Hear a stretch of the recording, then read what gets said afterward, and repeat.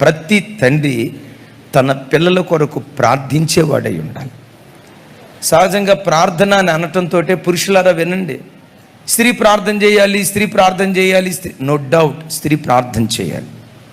కానీ బైబిల్లో మనం చూస్తే స్త్రీలు స్వాభావికంగా ప్రార్థించే ప్రార్థన మనసు కలిగిన వాళ్ళు, నో డౌట్ అందులో. కానీ ఒక మాట చెప్తాను, ఒక స్త్రీ కంటే పురుషుడు ఎప్పుడు కూడా, ఇంటి యజమానుడు ఎప్పుడు కూడా తన ఇంటి వారి కొరకు యాజకత్వం చేసే ప్రీస్తిగా దేవుని సన్నిధిలో దేవుని కొరకు బ్రతకాలి.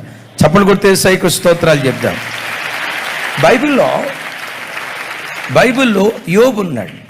యోబును గూర్చి బైబిల్ ఏమని రాస్తుంది?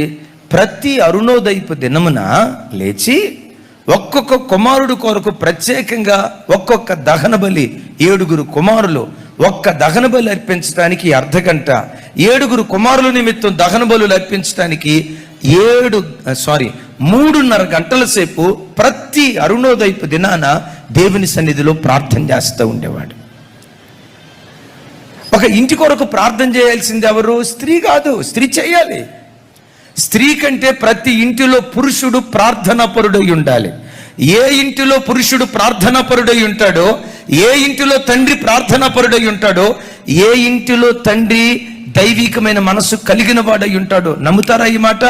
ఏ ఇంటిలో తండ్రి దైవికమైన మనసు కలిగిన వాడై ఉంటాడో ఆ ఇల్లు కట్టబడే విధానమే ప్రత్యేకంగా ఉంటుంది. అసలు ఆ ఇల్లే ఒక దైవికమైన వాతావరణానికి నిలువెత్తు నిదర్శనంగా దేవుడు ఆ ఇంటిని నిలవబెడతాడు. యేసయ్యకు మహిమ కలుగును గాక. నేను చాలాసార్లు ఈ మాట చెప్పాను, మీరు టకా నాకు చెప్పండి. అబ్రహాము, శారా వీళ్ళిద్దరిలో మంచి భక్తి కలిగిన వాళ్ళు ఎవరు? ఎస్, ఇస్సాకు, రెబెక్కా వీళ్ళిద్దరిలో మంచి భక్తి కలిగిన వాళ్ళు ఎవరు? యాకోబు, లేయా, యాకోబు, రాహేలు వీళ్ళిద్దరిలో మంచి భక్తి కలిగిన వాళ్ళు ఎవరు? పాత నిబంధనలో ఎక్కడ చూసినా స్త్రీల కంటే భక్తి విషయంలో పురుషులే పై చేయిలో బ్రతుకుతూ వచ్చారు.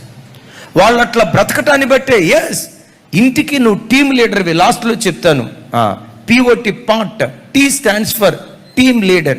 ఒక ఇంటికి టీమ్ లీడర్ ఎవరంటే పురుషుడే.